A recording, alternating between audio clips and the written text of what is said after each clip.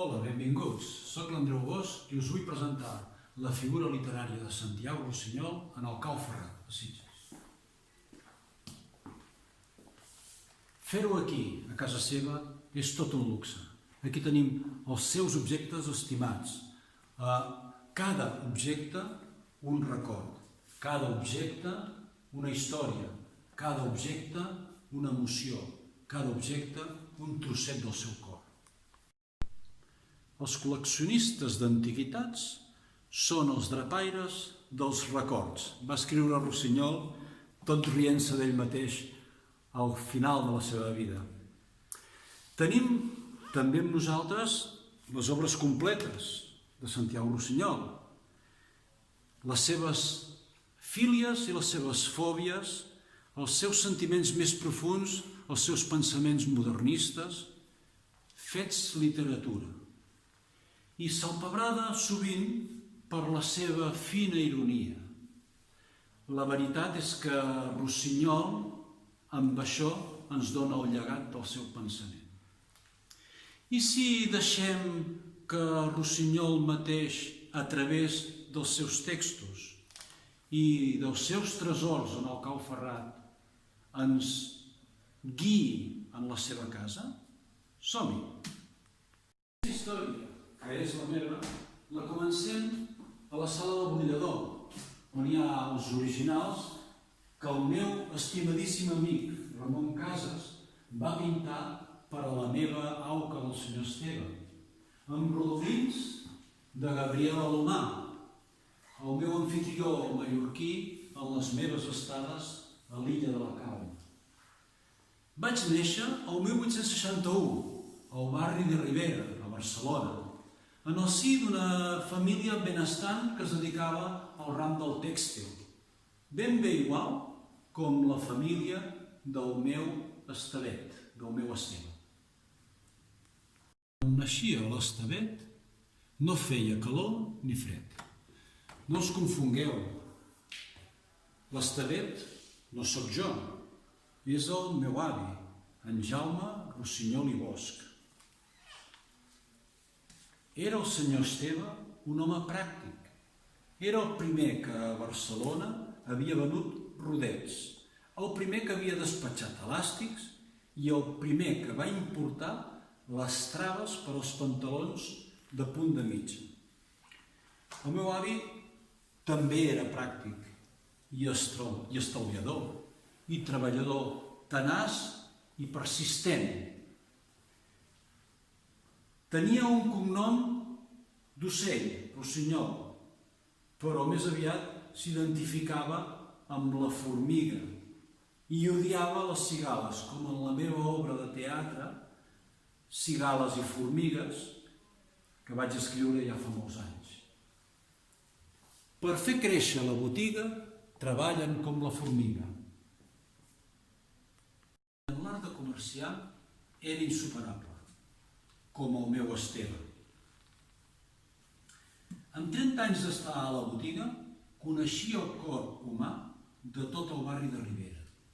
Sabia com es tracta la dona des de darrere el tauler, com se la insinua a la compra, com se l'emmiralla amb els colors, com se li endossa amb paraules dolces una troca destenyida, o com, amb una mirada de cor, se li fa comprar sense ganes. A vegades se me n'anava la mà en tanta ironia. Malgrat tot, me l'estimava molt el meu avi. De tota manera, encara me'n sento del menyspreu a la tela que li vaig dedicar i regalar al port de Barcelona. Pensava que li agradaria. Era un tema que acostumava a veure molt sovint, quan anava personalment a comprovar com arribaven els nostres carregaments de cotó. Clar, no hi va haver manera. No el vaig poder entendrir de cap de les maneres. Era un home tan tossut. El senyor volia ser artista, com en Ramonet, el protagonista de l'auca del senyor Esteve. Però l'avi no ho podia permetre, això. L'hereu del Rossinyol, caient en un ofici de pobres i de dropos? Quan en Ramonet li diu al seu pare, el senyor Esteve, que vol ser artista, que ell no sap què és ni el que significa això, el pare li respon: que no sé què és, em goses dir? Encara tu no eres al món, que ja el sabia, aquest ofici. És un ofici de perduts, de dropos, de pobres. Vés-te'n d'aquí, et desheredo.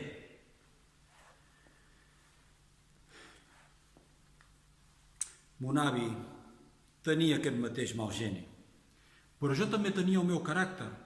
M'apassionava l'art i volia volar lliure com un ocell, com un rossinyol. Per les idees del fill, la puntual corre perill. La puntual. Ai, ai el negoci, ai els diners, sempre els maleïts diners. La realitat és que fins que el meu pobre avi no va morir, no em vaig poder alliberar dels números del despatx. El nostre vetes i fils honra els càlculs mercantils. Mon avi va morir el 1887, sense pena ni glòria. Mor el padrí de l'Esteve i el ploren a casa seva. Quin contrast amb l'enterrament del seu net Santiago. En olor de multituds, haguéssiu vist la plaça de Sant Jaume plena de gom a gom.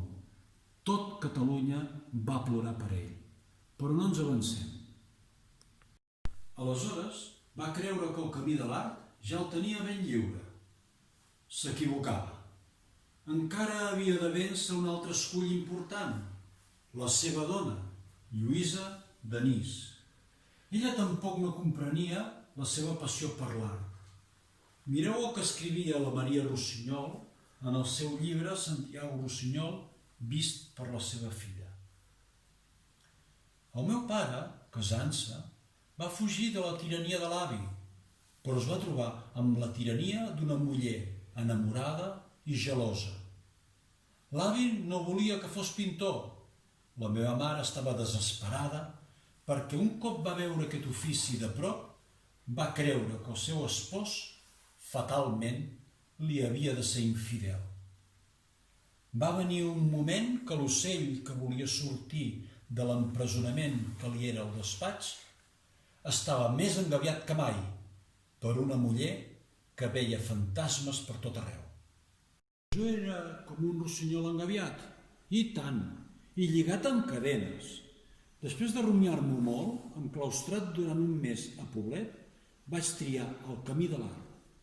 Vaig decidir aixecar el vol i no vaig parar fins a París, la gran capital de l'art a Europa. Què dic Europa? Al món en aquells moments. Era l'any 1889 i es feia efectiva la meva separació conjugal. Vaig arribar a París a la tardor i vaig trobar-me en una ciutat moderna, dinàmica, cosmopolita, però amb un clima tan diferent del de Barcelona, un permanent cel gris i una fredor tan intensa que et calava fins al moll dels ossos. Aquest quadre, Cementiri de Montmartre, ho intenta reflectir i el meu escrit de Fulls de la vida també. Vivia junt amb l'Utrillo, en Clarasó i en Canudes, en el barri de Montmartre, en un carrer solitari, un carrer sense sortida, alfombrat d'herba, il·luminat amb petroli, gris com el zinc i més núvol i més negre que tots els carrers que ens voltaven. Amb aquests amics vam formar la reconegudíssima per tot París Colla dels Catalans, uns bohemis artistes amb moltes ganes de triomfar en el món de l'art. Clar que alguns van pagar molt car l'intent. Van passar gana i fred, aquell fred de París. Per això, quan 2 anys més tard, per casualitat, vaig descobrir Sitges, la seva llum, el seu bon clima, la seva gent hospitalària, la bona acollida d'un grup de pintors de la meva corda. Lluministes es deien. No vaig dubtar a posar-hi arrels.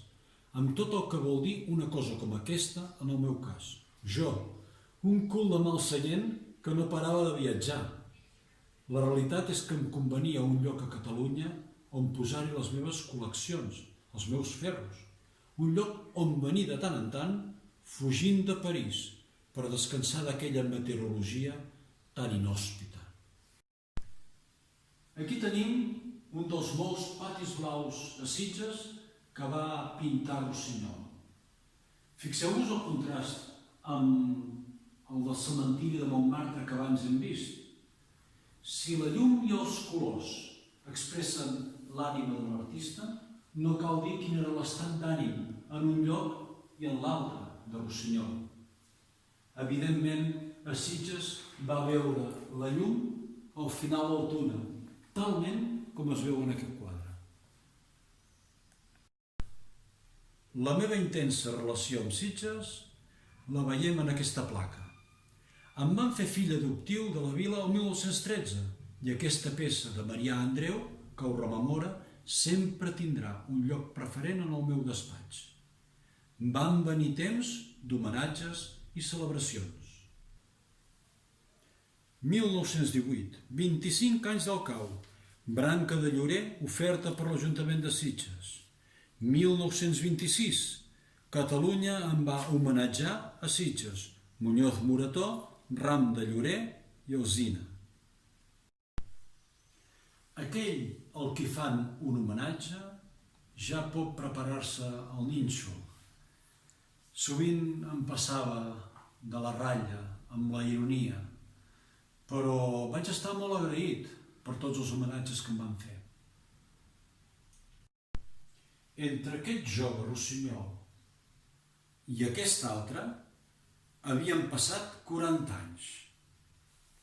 Quants quilòmetres i quants amics havia fet. Amics que l'acompanyaran per sempre en aquest despatx a través de les seves obres. Ramon Casas, Picasso, Zuluaga, Isidre Nonell, Anglada Camarassa, Clarasó, Masi Fondavila, Manolo Hugué, Miquel Utrillo, Josep Reinés i els que encara trobaríem escampats per altres sales del Cau Ferrat. Fins i tot teniu aquí la meva dona, Lluïsa Denís, amb qui al cap de 10 anys ens vam reconciliar. I a l'altre costat hi ha també la meva filla Maria, la meva estimada família. Vaig morir als 70 anys, després d'haver viscut una vida intensa, al costat poètic de l'existència. He de reconèixer, però, que la meva vida no hauria estat la mateixa si el meu avi no hagués treballat a fons la prosa de cada dia. Ell va pagar el marbre, com deia en Ramonet a l'auca del senyor Esteve. O sigui que ell va pagar la festa i jo li estaré eternament agraït. El meu esperit perdura en aquest museu, millor que en qualsevol mausoleu. Això és una cosa viva. I cada setmana m'arriba al cor la fragància d'unes flors fresques que les dones sitgetanes em porten aquí puntualment des de fa gairebé 90 anys. Què més puc demanar? Espero que us hagi agradat aquesta presentació literària del Gran Rossinyol.